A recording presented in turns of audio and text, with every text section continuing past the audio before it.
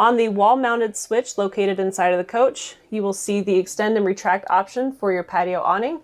Simply press extend to extend the awning and press retract to retract it.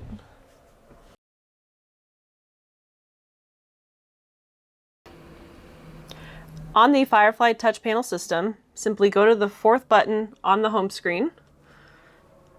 There you will find the patio awning extend and retract option.